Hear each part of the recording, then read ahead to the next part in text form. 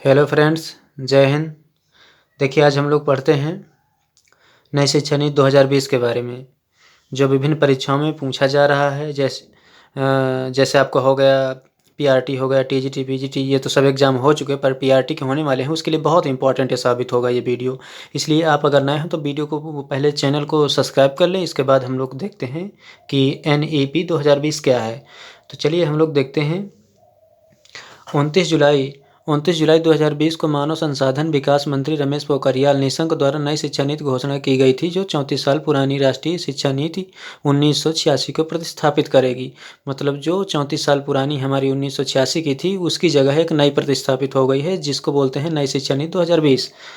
इसके में क्या है बातें, हमारी प्रमुख बातें।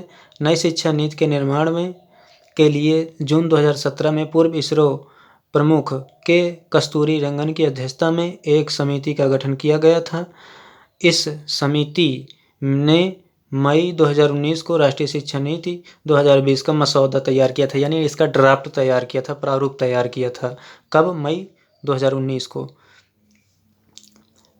इसके बाद भारत की पहली शिक्षा नीति 1968 में इंदिरा गांधी की सरकार में आई थी, जिसका सुझाव कोठारी आयोग ने दिया था।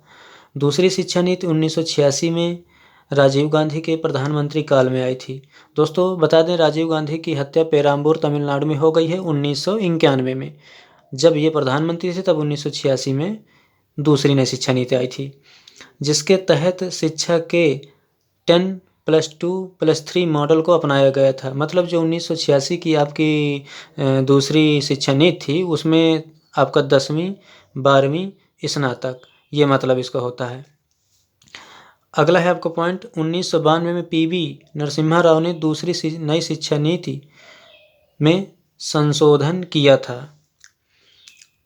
अगला है आपका नई शिक्षा नीति 2020 परीक्षा उपयोगी तथ्य, जो हमारे परीक्षा के लिए बहुत इम्पोर्टेंट है। चाहे PRT की हो, चाहे सुपर टेट की हो, चाहे किसी भी के लिए हो, हमारे लिए इम्पोर्टेंट है नई शिक्षा नीति। आइए देखते हैं।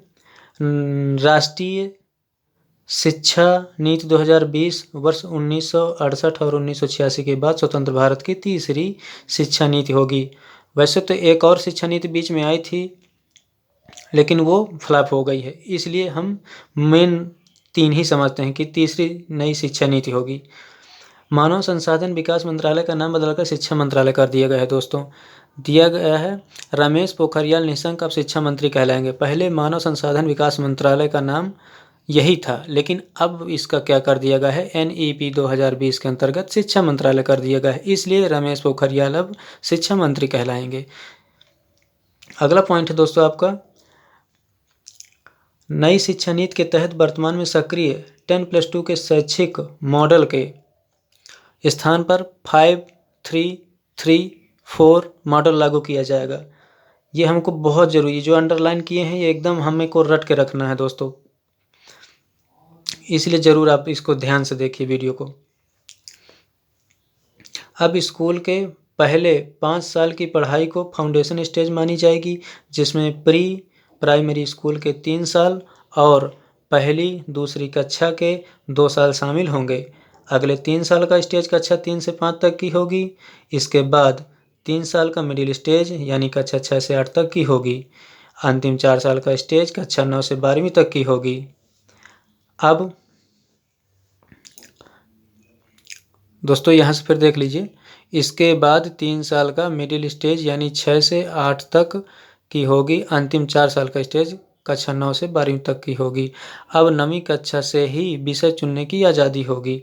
जो NEP 2020 है, नई शिक्षा नीति 2020 के तहत अब 9वीं कक्षा से ही विषय चुनने की आज़ादी हर एक विद्यार्थी को होगी। शिक्षण के माध्यम में 5वीं कक्षा तक मातृभाषा, स्थानीय भाषा, क्षेत्रीय भाषा का इस्तेमाल किया जाएगा। मतलब NEP 2020 में मातृभाषा, स्थानीय भाषा, क्षेत्रीय भाषा पर इस्तेमाल करने पर जोर दिया गया है, ये हमको ध्यान रखना है। अगला है आपका 6ठी कक्षा में वोकेशनल कोर्स शुरू किए जाएंगे। अगला है नई शिक्षा नीति के अनुसार शोध करने वाले छात्रों के लिए स्नातक डिग्री की अवधि 4 वर्ष कर दिया गया है। नई शिक्षा नीति के तहत स्नातक पाठ्यक्रम के छात्र 3 या 4 वर्ष स्नातक कार्यक्रम में कई स्तरों पर पाठ्यक्रम छोड़ सकते हैं। मतलब बीच में ग्रेजुएशन अपना रोक कर दूसरा काम करने लग सकते हैं। जैसे पहले वर्ष में कोर्स छोड़ने पर प्रमाण पत्र, दूसरे वर्ष में कोर्स छोड़ने पर डिप्लोमा, तीसरे वर्ष में कोर्स छोड़ने पर डिग्री एवं जैसे पहले वर्ष में कोर्स छोड़ने पर प्रमाण पत्र, दूसरे वर्ष में कोर्स छोड़ने पर डिप्लोमा, तीसरे वर्ष में कोर्स छोड़ने पर डिग्री और अंतिम अर्थात चौथे वर्ष में कोर्स छोड़ने पर शोध के साथ स्नातक का प्रावधान किया गया है। नई शिक्षा नीति में एमफिल कोर्स को समाप्त कर दिया गया है। अब 4 साल की स्नातक डिग्री प्रोग्राम के बाद सीधे पीएचडी कर सकते हैं।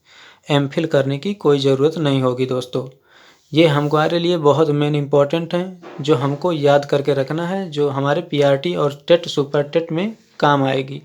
अगला पॉइंट है आपका, स्कूलों से दूर रह रहे 2 करोड़ बच्चों को मुख्य धारा में लाया जाएगा। यानी जो स्कूल में पढ़ाई लिखाई नहीं कर पा रहे हैं या वो नहीं जा पा रहे हैं या दाखिला नहीं हो पा रहा है उनका स्कूल में, तो उनको मेन स्ट्रीम में जोड़ा जाएगा, एजुकेशन की स्ट्रीम में, यानी शिक्षा की मुख्य धारा में उनको लाया जाएगा। नई शिक्षा नीति में शिक्षा पर जीडीपी का 6% खर्च करने का लक्ष्य रखा गया है इस बार।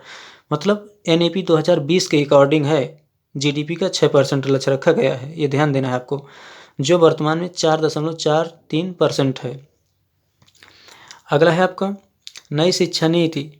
नई शिक्षा नीति के तहत वर्ष 2030 तक स्कूली शिक्षा में 100% GIR यानी ग्रॉस इनरोलमेंट रेशियो के साथ माध्यमिक शिक्षा पर एजुकेशन फॉर ऑल का लक्ष्य रखा गया है।